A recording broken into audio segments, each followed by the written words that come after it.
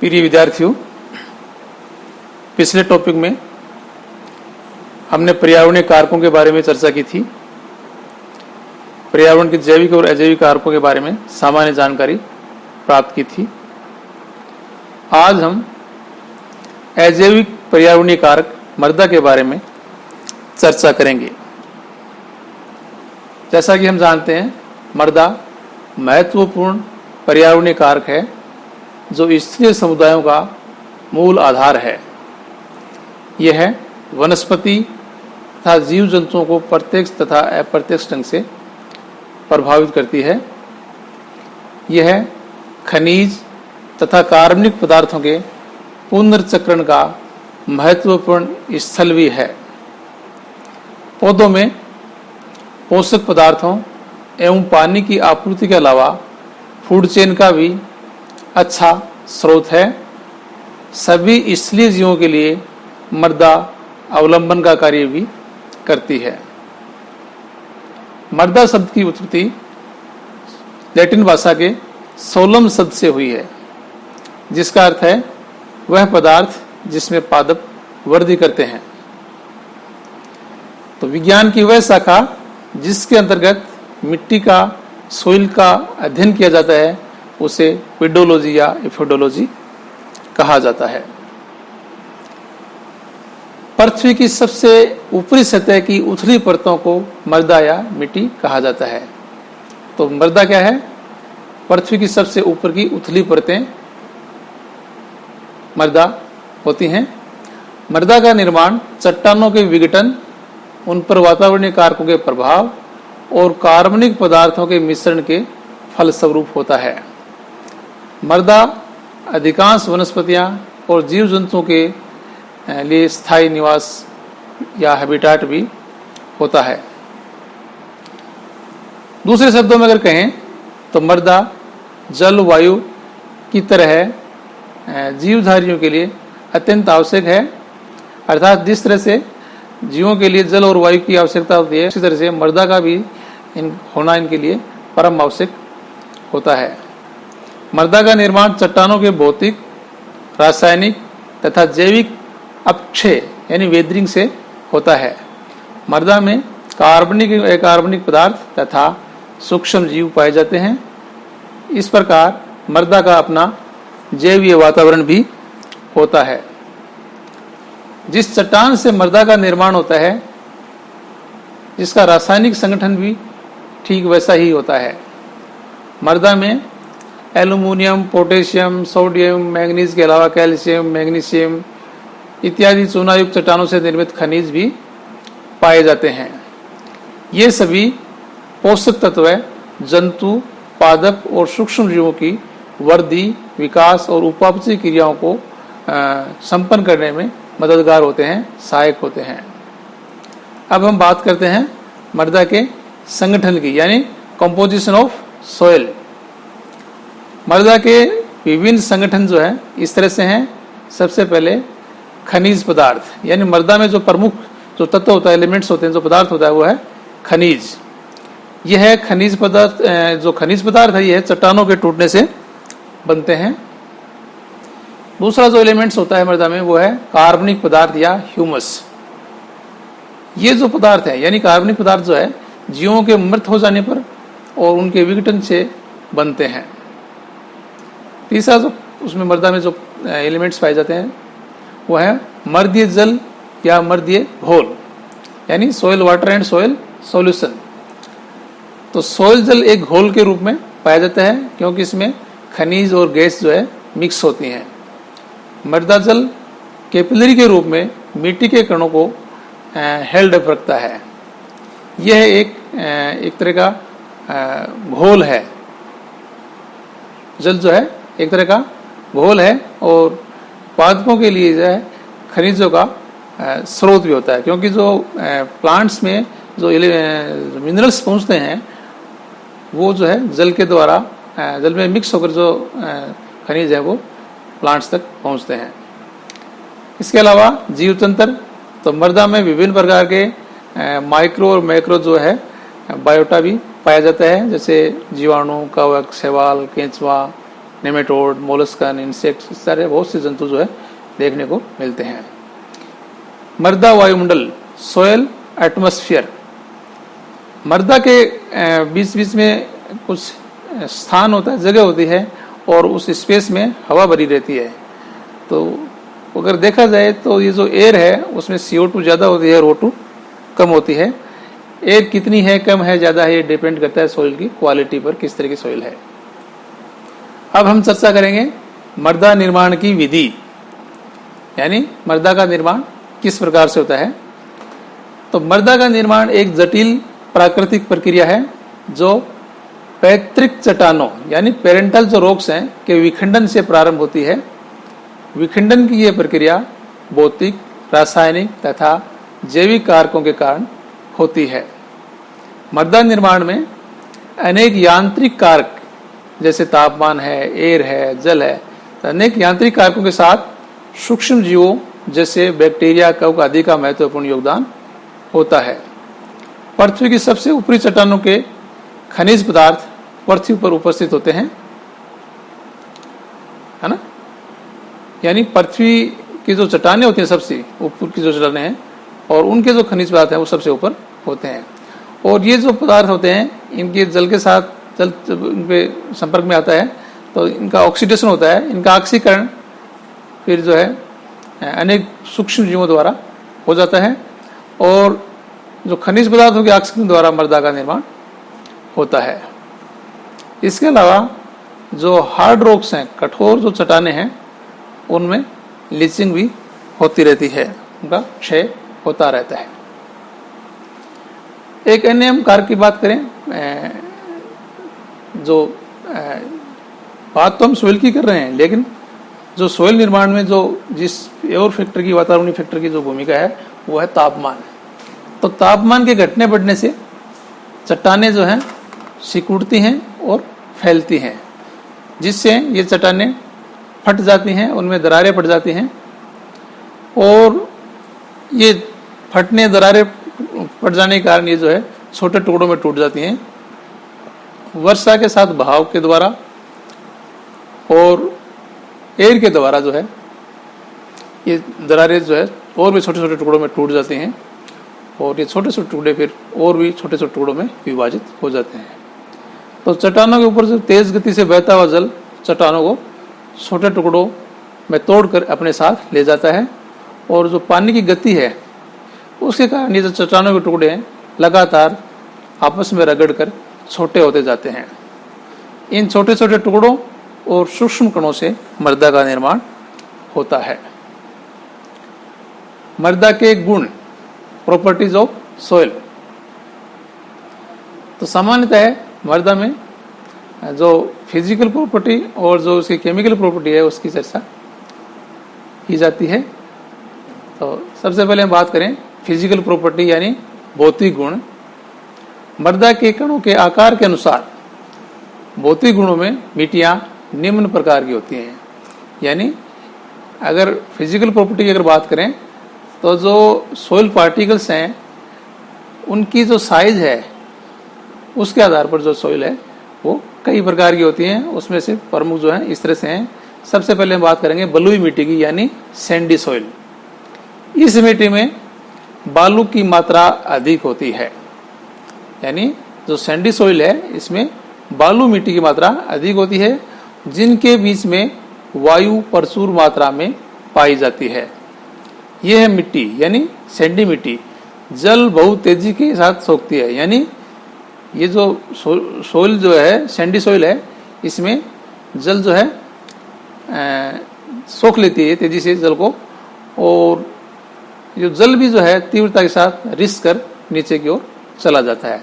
कारण क्या है? क्योंकि इसके जो पार्टिकल्स होते हैं वो बड़े आकार के होते हैं और उनके बीच में स्पेस ज़्यादा होता है। इस कारण से जल को समाहित होने में आसानी से जल जो है समाहित हो जाता है। अर्थात हम दूसरे शब्दों में अगर बात करें तो सैंडी सोइल जो है यानी बलुई जो मिट्टी है इसके कणों में जल धारण की क्षमता बहुत कम होती है। जल जो है क्या होता है नीचे की ओर चला जाता है, रिस जाता है। बालू के कणों में खनिज लवण भी नहीं रुक पाते क्योंकि वो जगह होती है ना इस कारण से वो नीचे की ओर चले जाते हैं। अतः यह मिट्टी पौधों के लिए ज़्यादा उपयोगी नहीं होती, क्योंकि वहाँ पर जो है मिनरल्स नहीं होते तो पौधों की वृद्धि और विकास रुक जाता है। इस कारण से ये पौधों के लिए ज़्यादा उपयोगी नहीं होती है। ये जो मिट्टी है जिसकी हम बात कर रहे हैं, बालू मिट्टी, ये इसमें लगभग एलू से जो है पोषक तत्व की अगर बात करें तो ये भी इसमें कम होते हैं। अब हम बात करेंगे दोमट मिट्टी की, लोमी सोइल। लोमी सोइल यानी दोमट मिट्टी में से बालू और चिकनी मिट्टी के जो पार्टिकल्स हैं उनका लगभग बराबर मिश्रण होता है। यानी दोमट मिट्टी जो है, बालू मिट्टी और क्ले जो है, इनका मिक्सचर होता है। यह मिट्टी पौधों की वृद्धि के लिए सर्वोत्तम होती है। यानी प्लांट्स की ग्रोथ के लिए जो सबसे उपयुक्त मिट्टी मानी जाती है वो कौन सी होती है? दोमट मिट्टी। इस मिट्टी के कणों में बहुत अधिक जल धारण क्षमता होती है। जल जो है इसमें, क्योंकि इसमें क्ले भी होती है और जो है सैंड भी होती है, इस कारण से जो है जल इसमें आसानी से समाहित हो जाता है। यह पानी की पर्याप्त मात्रा को रोके रखती है और इसमें वायु संचार भी जो है अच्छी तरह से होता है।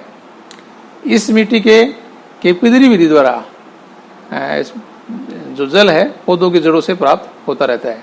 यानी जो प्लांट्स की जो रूट्स हैं वो जो है केपिलरी मेथड से जो है इस सोइल से जल प्राप्त करती रहती है। अब हम बात करेंगे चिकनी मिट्टी की। ये जो है सोइल मिट्टी में जो अपने क्या नाम है क्ले, अपने सबसे पहले अपने बालू मिट्टी की बात की, उसके बाद में अपने दोमट मिट्टी की बात की। तो बालू मिट्टी में सैंड पार्टिकल्स बड़े साइज के थे और दोमट मिट्टी में मिक्सचर था सैंड और क्ले का। अब हम बात कर रहे हैं क्ले, तो यहाँ पर जो सैंड पार्टिकल्स पाए जाते हैं वो क्या है? छोटे आकार के होते हैं, महीन होते हैं। और महीन या छोटे आकार के होने के कारण ये बहुत ही पास होते हैं। इस कारण से ये जो सोइल है ये कठोर हो जाती है। इस प्रकार की मिट्टी में वायु अवकाश जो है कम होते हैं, यानी जो एयर स्पेस है वो कम होते हैं, जिसके कारण वायु का सुचारू रूप से जो स्टोर है वो इस सोइल में नहीं होता तथा ये मिट्टी शीघ्र ही वाटर सेचुरेटेड हो जाती है। इसका मतलब क्या हुआ कि अगर बरसात ज़्यादा हो गई तो इस मिट्टी में जो है पानी जो है, क्योंकि कण बहुत पास होते हैं, मिट्टी कठोर होती है, इस कारण से पानी ज़्यादा अंदर समाहित नहीं होता और पानी जो है जल्दी जो है पानी भराव हो जाता है इस एरिया में।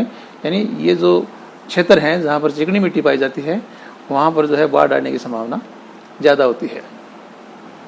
मिट्टी के कणों में जल धारण की क्षमता कम होती है, इससे होकर जल आसानी से जो है नीचे की ओर रिश्ता नहीं है, क्योंकि सैंड पार्टिकल छोटे होते हैं, मिट्टी कठोर होती है और जो जल है वो नीचे की ओर नहीं जाता। इस कारण से जल जो है शीघ्र ही ऊपर आ जाता है और जल भराव हो जाता है।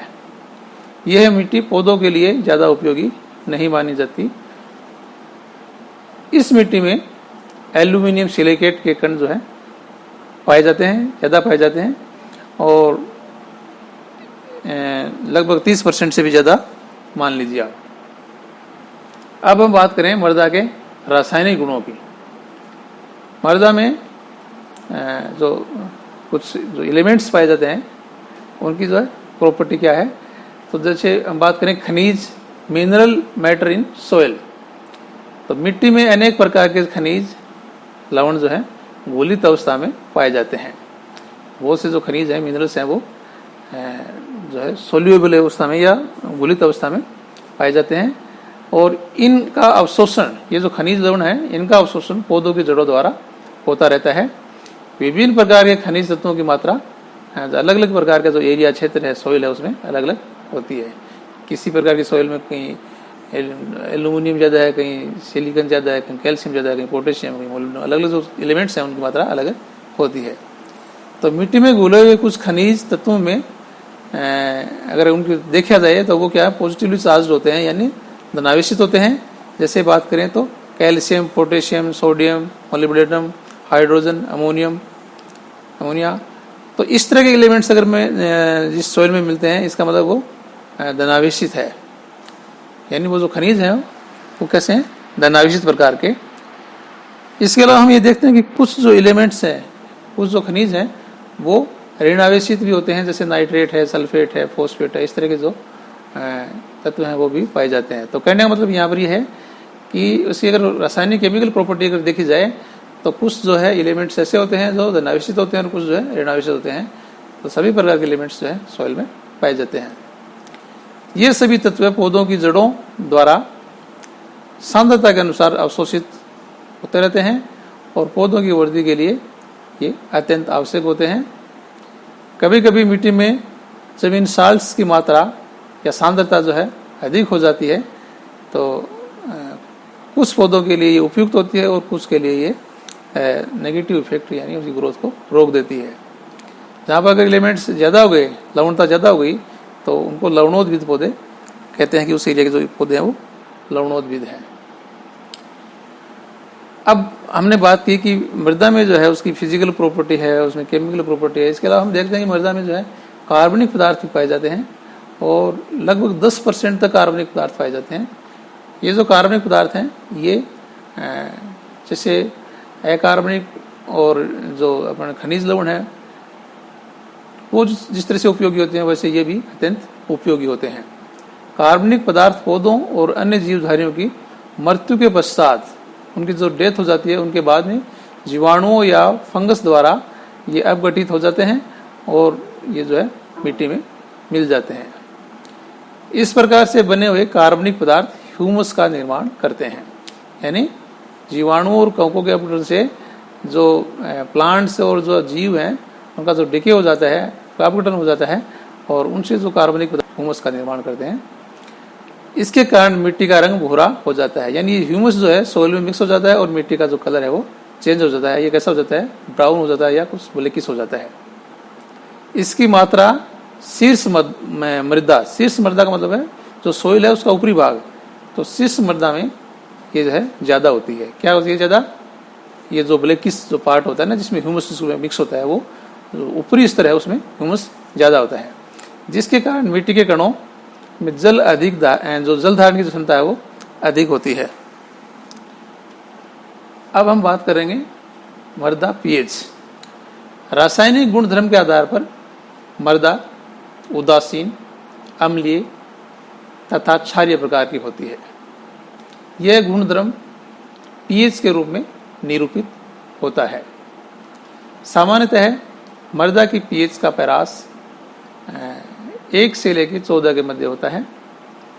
कुछ जगह 3 से 9 के मध्य भी देखा गया है कि अधिकांश जो है ये होती है मृदा की पैरास 3 से 9, लेकिन सामान्यतः ये 1 से 14 तक पीएच का जो है लॉन्ग रेंज में जो है पीएच देखी गई है। अत्यधिक अम्लीय या क्षारीय मृदा पादप की वृद्धि के लिए हानिकारक होती है। तो यहाँ पर हम ये देखें पीएच की अगर बात कर रहे हैं तो अगर जो मृदा है उसकी पीएच अगर 7 है तो ये उदासीन प्रकार की है, न्यूट्रल प्रकार की जो है सोइल होती है। अगर पीएच का मान 7 से कम है, 1 और 7 के मध्य है, तो ये अम्लीय प्रकृति की मृदा होगी, क्योंकि जो मृदा है उसमें एसिड जो है वो ज़्यादा होता है। और इसी प्रकार से अगर पीएच का मान 7 से ज़्यादा है तो वो क्षारीय प्रकृति की मृदा जो है मानी गई है। तो अब यहाँ ये कह रहे हैं कि जो मृदा है वो ज़्यादा क्षारीय हो या ज़्यादा अम्लीय हो तो ये जो है प्लांट्स की ग्रोथ के लिए नुकसानदायक होती है। उदासीन या आंशिक अम्लीय मृदा ही पादप की ग्रोथ के लिए उपयुक्त होती है। तो उदासीन का मतलब है पीएच 7 और आंशिक अम्लीय का मतलब है 6 या 5 के आसपास जो अगर मृदा है तो उस समय जो है ये प्लांट्स की ग्रोथ के लिए फायदेमंद होती है। मृदा में उपस्थित खनिज पदार्थों की सांद्रता से पीएच का जो पीएच है जो प्रभावित होती है। यानी पीएच कम है ज़्यादा है, ये जो है जो मृदा है उसमें जो खनिज पदार्थ पाए जाते हैं, मिनरल्स पाए जाते हैं, और मिनरल्स की सांद्रता कौन से किस तरह के मिनरल्स हैं उनकी सांद्रता ज़्यादा है कम है, तो उसी आधार पर जो है पीएच का निर्धारण होता है। अब हम बात करेंगे मृदीय जीवजात या सोइल बायोटा, यानी मृदा में जो जीवजात पाए जाते हैं उसमें किस तरह के जंतु पाए जाते हैं। इसके बारे में हमने पहले चर्चा की कि जो मृदा है उसमें मैक्रो और माइक्रो एलिमेंट्स या मैक्रो और माइक्रो जो फौना फ्लोरा जो है देखने को मिलता है। माइक्रो का मतलब सूक्ष्म जीव जो है मृदा में पाए जाते हैं। ये मृदा के ऊपर या मृदा के अंदर उपस्थित होते हैं, जैसे जीवाणु, बैक्टीरिया, शैवाल, कवक, प्रोटोजोन्स, नेमेटोड्स। तो ये जो जीव हैं ये मृदा में देखते हैं। इसके अलावा क्रस्टेशियन है, मिलीपोड्स है, मोलस्कन है, इंसेक्ट्स हैं, स्पोलोपेंड्रा है, रेप्टिलियंस हैं, रोडेंट्स हैं। इस तरह से जो बड़ी साइज के जीव हैं वो भी मृदा में या तो बिल बना कर रहते हैं या मृदा के ऊपर उपस्थित होते हैं। तो इन जीवों को जो है वहाँ पर एक हैबिटाट मिलता है। तो आज हमने जो मृदा है उसके बारे में सामान्य जानकारी प्राप्त की। महत्वपूर्ण पर्यावरणीय कारक है जो कि पौधों की वृद्धि, विकास, पौधों के साथ साथ ये जंतुओं को भी जो है हैबिटाट प्रदान करता है। और जो बहुत से जंतु हैं वो प्लांट्स पे डिपेंड करते हैं। तो प्लांट्स और एनिमल्स के लिए मृदा जो है का होना एक महत्वपूर्ण उपयोगी है। ये बहुत उपयोगी होते हैं, महत्वपूर्ण कारक है। इसलिए अब अगले जो टॉपिक है उसमें हम दूसरा